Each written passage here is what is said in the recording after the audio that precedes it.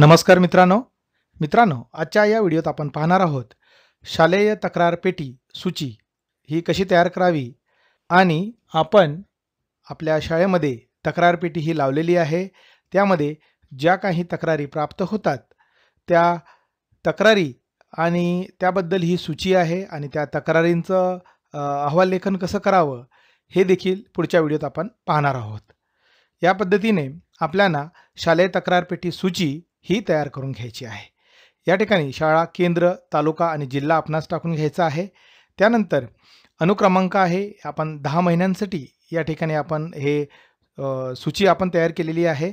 तक्रार पेटी उघडल्याचा दिनांक, आपण ज्या दिवशी आपण तक्रार पेटी उघडणार आहोत त्याची तारीख या ठिकाणी आपल्याला टाकून घ्यायची आहे।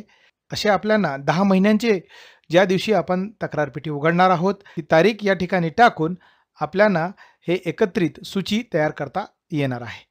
दुसरा कॉलम आहे, ज्या व्यक्ती समक्ष पेटी उघडली त्याचे नाव, उदाहरणार्थ त्याच्यामध्ये मुख्याध्यापक असणार, SMCचे काही मेंबर असणार किंवा विद्यार्थी सुरक्षा समितीचे सदस्य, अध्यक्ष किंवा पालक असणार, त्यांचे या ठिकाणी आपल्याला नावं टाकून घ्यायची आहेत। आणि तक्रारीचे स्वरूप काय आहे ते देखील या ठिकाणी आपल्याला थोडक्यात लिहून घ्यायचं आहे। तक्रारीवर केलेली कार्यवाही, आपण जी काही तक्रार आलेली आहे तिच्यावर कोणत्या प्रकारची कार्यवाही किंवा सर्वानुमते ठरवून जे काही आपण सोल्युशन केलेलं आहे, कार्यवाही केलेली आहे, त्याचं सारांश या ठिकाणी आपल्याला लेखन करून घ्यायचं आहे आणि या ठिकाणी शेरा आपल्याला नमूद करून घ्यायचा आहे। या पद्धतीने आपल्याला शालेय तक्रार पेटीबाबत सूचीही तयार करता येणार आहे।